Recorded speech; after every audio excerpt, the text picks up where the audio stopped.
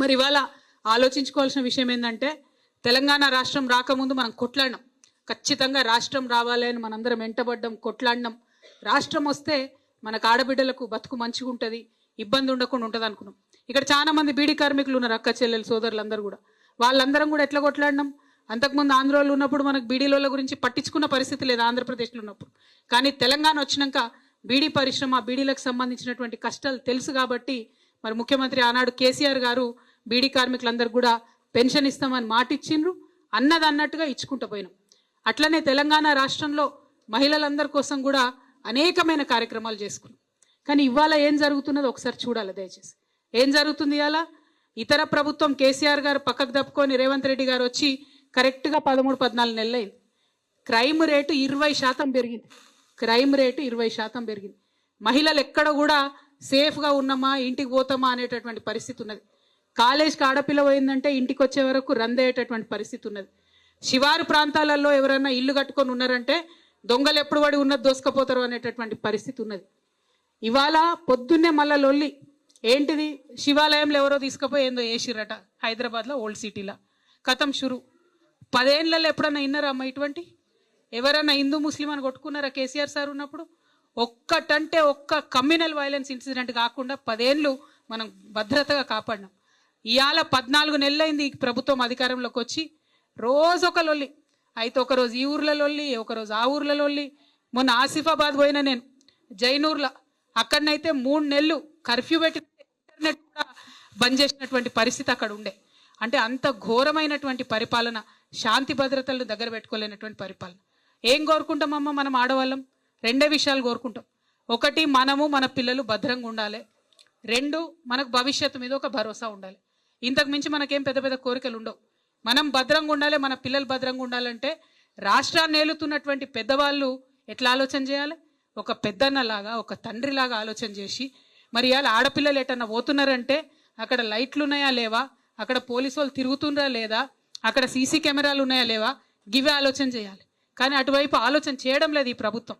మీ అందరు తెలుసు, ఊర్లలో నేను కూడా నిజామాబాద్ ఎంపీగా, నిజామాబాద్ పార్లమెంట్ సభ్యురాలుగా ఉన్నాం.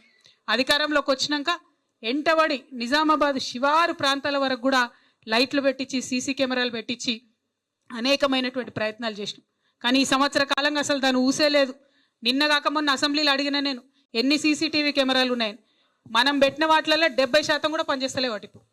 అంటే అంత దారుణంగా అసలు శాంతి భద్రతల మీద ఇంట్రెస్ట్ లేనటువంటి ప్రభుత్వం ఇక్కడ నడుస్తూ ఉన్నది. మిమ్మల్ని అందరినీ కూడా నేను కోరేది ఒకటే, హైదరాబాద్ కావచ్చు, ఏ జిల్లా కావచ్చు, మహిళలుగా మనం కోరుకునేది ఒకటే, భద్రత కోరుకుంటాం. ఆ భద్రత కోసం కూడా ఇలా కొట్లాడి ఉద్యమించాల్సినటువంటి సమయం వచ్చింది. ఇక రెండోది, ఎన్నికలలో అధికారంలోకి రావడానికి ఏం చెప్పిండ్రు? చాలా మాటలు చెప్పిర్రు మనకు. ఏమన్నారు? 18 ఏళ్ళు నిండినటువంటి ప్రతి ఒక్క ఆడబిడ్డకి స్కూటీ ఇస్తామని చెప్పారు. వచ్చిందా ఎవరికైనా స్కూటీ? చేతులు చూపించాలి. వచ్చిందా ఎవరికైనా స్కూటీ? ఒక్కరు కూడా రాలే. మీకు వచ్చిందా? ఏందక్క? రాలే కదా. మీ బిడ్డకు వచ్చిందా? మన ఇంట్లో ఎవరికైనా వచ్చిందా? ఇవాళ ఆ స్కూటీ గురించి మనం అడగాలి. ఎందుకంటే ఆ స్కూటీ వచ్చేలో ఉన్నటువంటి వాళ్ళు వెళ్తారు కాలేజీలకు, కానీ వాళ్ళ తరఫున మనం అడగాల్సినటువంటి సమయం వచ్చింది. రెండవది, మీకు తెలుసు, కేసీఆర్ గారు ఒక మానవతా దృక్పథంతో ఒక పేద ఇంటి ఆడపిల్ల కడుపుతో ఉంటే ఆశా వర్కర్లు ఇంటి దాకా వచ్చి మాట్లాడి, చేయబట్టి, ముట్టుకొని, చూసి, హాస్పిటల్కి తీసుకుపోయి అపాయింట్మెంట్ చూపించి మళ్ళీ ఇంటి దగ్గర దించిపోయేది. అదే ప్రసూత అయ్యేది ఉంటే కూడా ఇంటికి వచ్చి అంబులెన్స్ ఎక్కించకపోయి కేసీఆర్ కిట్టు చేతిలో పెట్టి మళ్ళీ ఇంటి దాకా వచ్చి దించుకుపోయేది. ఇవాళ మీరు ఊర్లలో ఉన్నారమ్మా, ఇవాళ అవుతుందా ఆ పని? వస్తుందా అంబులెన్స్ మీ దగ్గరికి? ప్రభుత్వానికి పట్టి ఉన్నదా కనీసం? సరే, కేసీఆర్ కిట్టు మీద కేసీఆర్ సార్ బొమ్మ ఉన్నది కాబట్టి నీకు నచ్చలేదు అనుకుందాం. మరి ఇంటికి ఆడపిల్లకు నెల 1000 రూపాయలు ఇచ్చిండు కదా కేసీఆర్ సార్.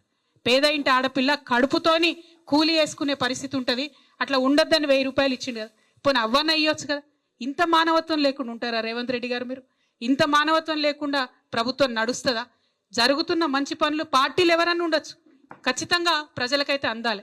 ఇవాళ నేను ఇక్కడ నుండి డిమాండ్ చేస్తా ఉన్నా, ఖచ్చితంగా కేసీఆర్ కిట్ పథకంలో ఏదైతే ఇదివరకు మనం నెలకు 1000 రూపాయలు ఆడబిడ్డలకు ఇచ్చినామో పేద ఇంటి ఆడపిల్లలకు, అది రావాలే, ఇయ్యాలని చెప్పి నేను డిమాండ్ చేస్తా ఉన్నా.